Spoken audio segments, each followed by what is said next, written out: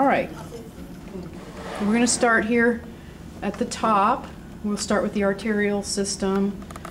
With blood supply, we're going to start from the heart with the ascending aorta, and then off of the aorta is the brachiocephalic artery, then the common carotid, and then the left subclavian. Okay, the brachiocephalic will divide into the brachial artery and the common carotid. The common carotid supplies the left side of the head and brain.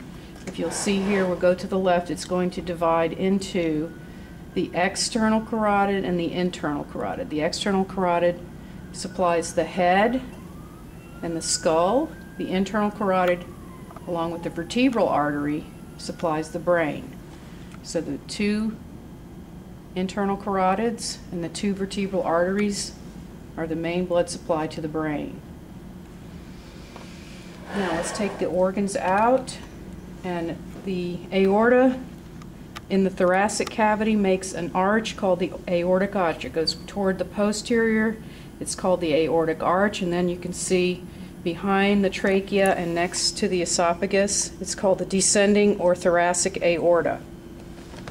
It will then pierce the diaphragm to enter the abdominal cavity, and here it's known as the abdominal aorta. The first branch off of the abdominal aorta in the abdomen is known as the celiac artery. Then there's the superior mesenteric, and it's not visible here, but we'll see it on another model. It's the inferior mesenteric arteries. And the celiac, superior, and inferior mesenteric arteries all divide and divide and divide to supply all the abdominal organs. There's an artery that supplies the spleen, the splenic artery. You can see here the renal arteries. And then as the abdominal aorta continues to descend, it will bifurcate into the two common iliac arteries. The common iliacs will divide into an internal iliac. I don't know if you can see that there. And then the external iliac. The external iliac will continue into the lower limbs and become the femoral arteries, here and here. Okay. Okay. Let's go. Well, since we have this out, we're going to on the thorax. We're going to come back with the venous system. We have the greater saphenous vein here and here, and this drains the lower limbs. Comes back into the iliac veins. We have an external iliac vein and an internal iliac vein. Again, becomes a common iliac vein, and those combine and drain into the inferior vena cava, which goes into the right atrium of the heart.